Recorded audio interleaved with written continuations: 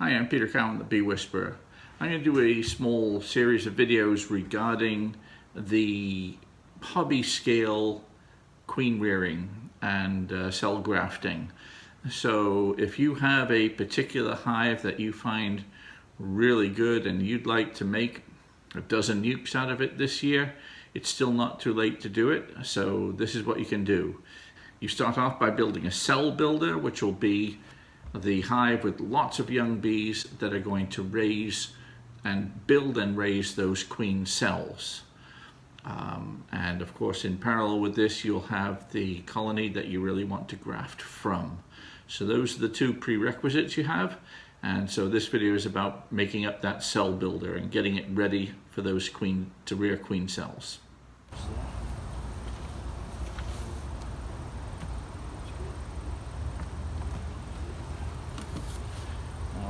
Here for this is the frame. Yeah, we know the queen's not in here. I want to find some pollen. We've got some pollen here. A bit of pollen and food, but more pollen the better. This used to be part of the brood chamber. A bit of pollen, lots of honey.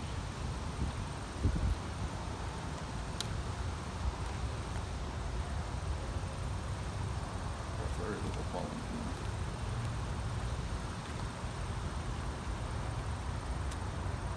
Some pollen and food.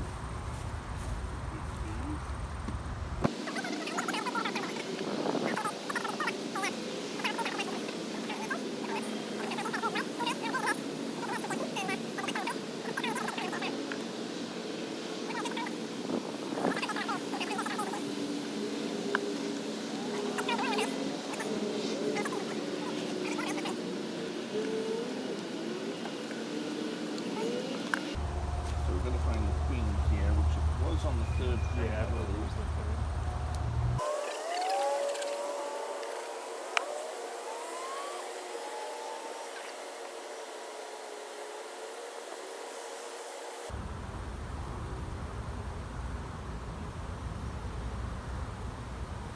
Okay, here's the queen. You hold her.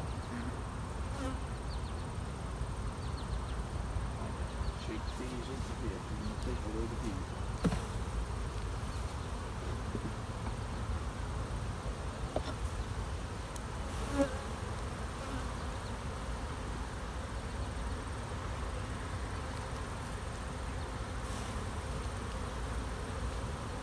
So what I'm doing right now is we're creating a cell builder colony. We're going to be raising queens in the next few days. And what I am doing is taking frames that have lots of brood on them. We've got the queen in this frame over here. And I'm shaking bees from this brood chamber into this hive, which will become my cell builder. And I'm going to shake frames from several of my hives to build up a population of young bees in here. A number of the bees, most of the bees, well, maybe a good half of the bees are going to fly back here, but they're the older bees. So I don't really necessarily want those bees. I want the young ones whose job it is to look after very young bees, and they make the royal jelly. And royal jelly is what we want when we're building a queen cell. Okay, Cameron, if you'd put that queen back in there. So I don't want to shake all the young bees out of the hive, but I do. There's plenty of bees in the colony, so I'm not worried about over depleting them. That's why I'm going to take young bees from multiple hives, so we don't have an issue. So, smoker, just queen excluder background, particularly this corner here. Okay, brood chamber's good there.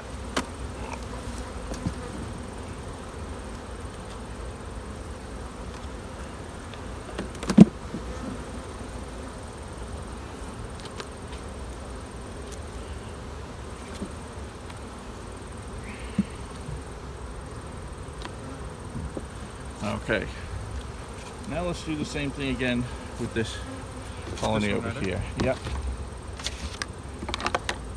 Let's go right ahead.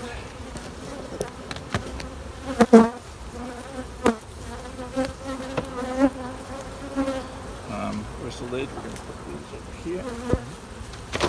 A second, don't even bother taking that off. This one should be virtually empty. Went on after the honey flow pretty much came to an end. Probably about 5 pounds of honey in that. This one looks fairly full.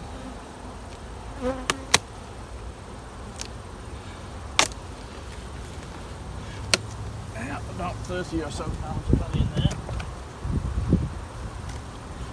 There'll be a fair amount of honey in here, but we'll have a quick look for some pollen. Pollen left over from before.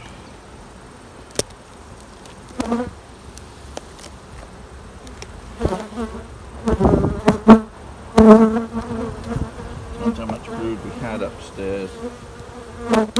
I could go into other hives in the other yard and get some better frames of pollen, but I'll be feeding them pollen substitute as well. So they need lots of food to make lots of royal jelly. We know the queen, this is above the queen excluder. Hoping to find some frames with pollen in still.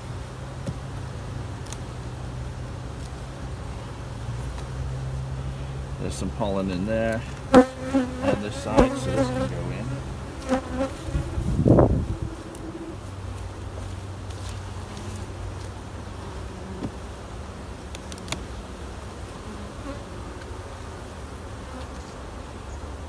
put a pollen there too.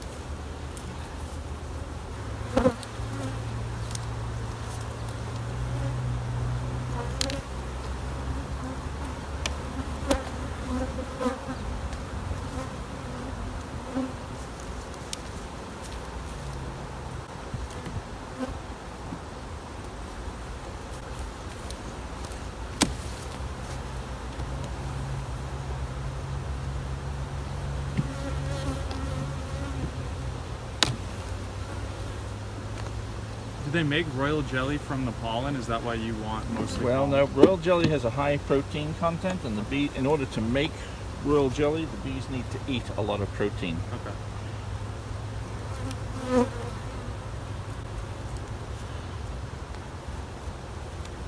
So pollen is the bee's source of protein, and this way we have the bees well fed. They've got to have lots of nectar, lots of pollen, in order to produce lots of royal jelly. And most of all, we need lots of young bees.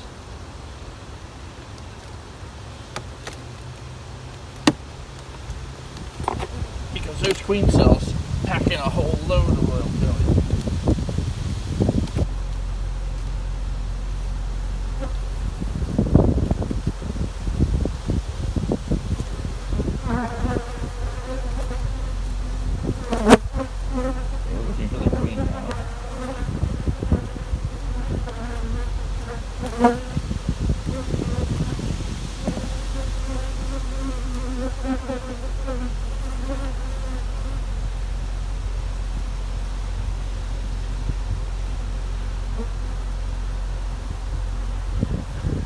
Yeah, it's got a good angle on it. Lots of drone brood on this side.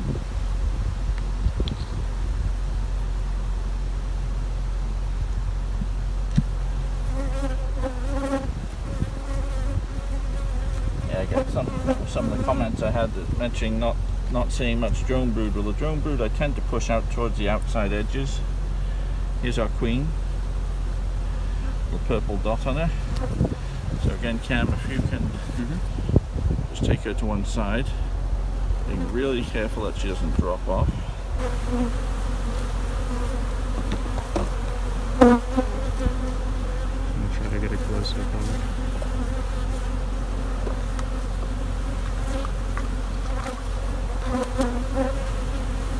Queen's in the other side.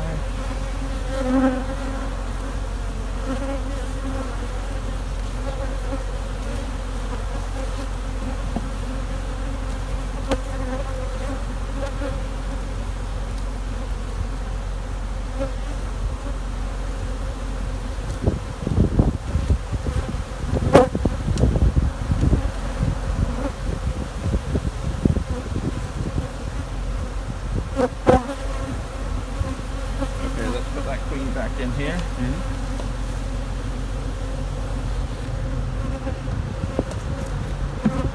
Which side was she on?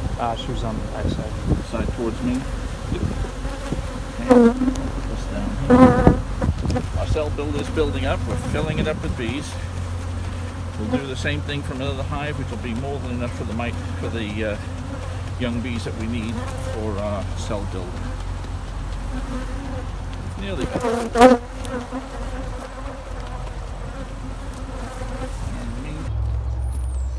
So this is the cell builder that we started yesterday. It has a lot of young bees shaken out from the brood chamber, but currently no queen in here. There are a lot of bees in here. Now what we have to do is set up some frames for feeding them, and I'm going to take out a space to put our queen cup frames in there. So I'm going to take a couple of the empty foundation that we took out, or empty comb that we put in yesterday. There's honey and pollen in the rest of these. We're going to put feeders in here, at least one feeder. These are all very young bees. They were shaken out and didn't know where to fly to. So why are you doing feeders like that as opposed to entrance feeders? Why? Yeah. Just so they're inside, they don't have to be opened up and disturbed. And I want, here's another comb that I want to place as well. Are you videoing this still? Yeah. Okay, we can also put some foundation in here so there's something for them to continue to build. The feeder's going to go in here. Got those black things, two of those. Frame feeder in here. Some sugar syrup. We want the bees to be fully charged with food. There's a lot of honey in this hive still. But we want this to have lots of nectar coming in. I'm going to keep on topping this up through the week because they need a lot of food coming in to stimulate wax production. And they want lots of wax and lots of royal jelly to make really good queen cells. And you can get moved along here.